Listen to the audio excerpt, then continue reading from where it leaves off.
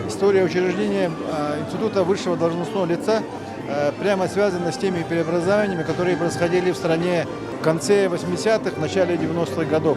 И благодаря этому институту мы действительно смогли, во-первых, безболезненно пройти этапы изменений, которые произошли в стране в целом, развал Советского Союза, дальнейшие экономические реформы Егора Тимуровича Гайдара. И в целом этот институт, я считаю, что серьезно позволил консолидировать общество и создать вектор поступательного развития. Это некая такая фигура, это должность, вокруг которого объединяется все общество, вне зависимости от национальностей.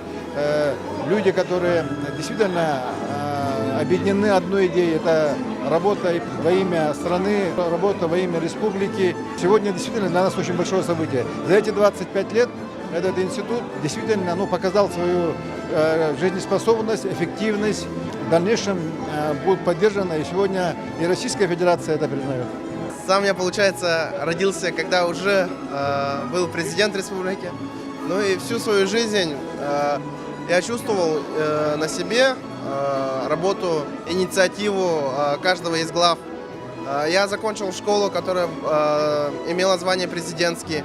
Я ходил в форум «Ленский край», который создан по инициативе первого президента.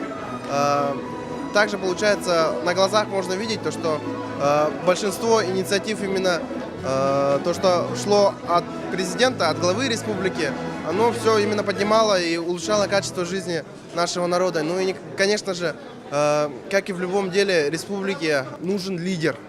И когда лидер избирается, и когда лидеров выбирают, мы действительно выбираем того человека, который приведет нас в светлое будущее. Ну и надеюсь, что эта традиция у нас сохранится, и впереди нас ждут еще более мощные, креативные лидеры, которые возглавят нашу республику.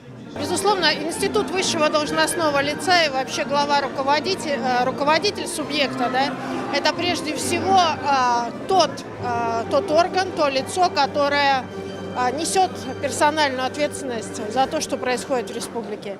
И так было на всех трех этапах. Да, если в первый этап, тогда, когда не было законодательной базы практически, а только регулирование на федеральном уровне, и только потом появилось изменение в Конституцию республики, то в последующем появился сильный федеральный закон, который определил на вершину власти именно главу республики Саха-Якутия с разными наименованиями, которые имели место быть.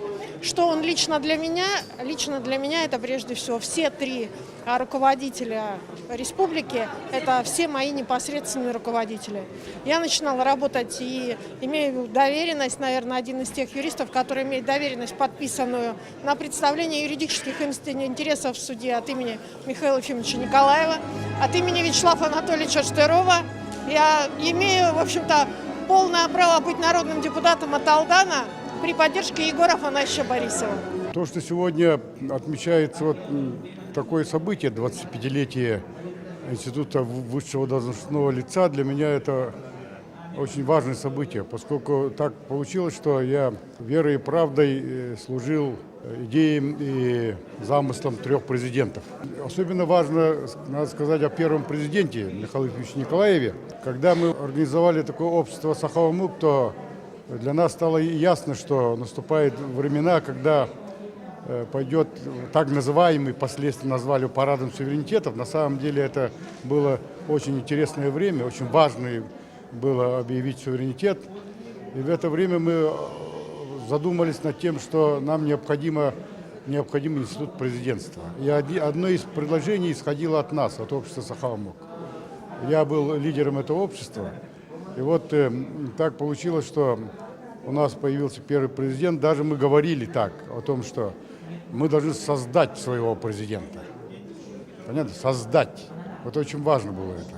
Но так получилось, что оказался подлинный истинный лидер Михаил Ефимович Николаев, который выражал чаяние и народа, и интеллигенции, и всего общества. И вот оттуда начался институт президентства. И вот три президента у нас, еще раз повторяю, верой и правдой отслужили эту службу перед народом, перед государством.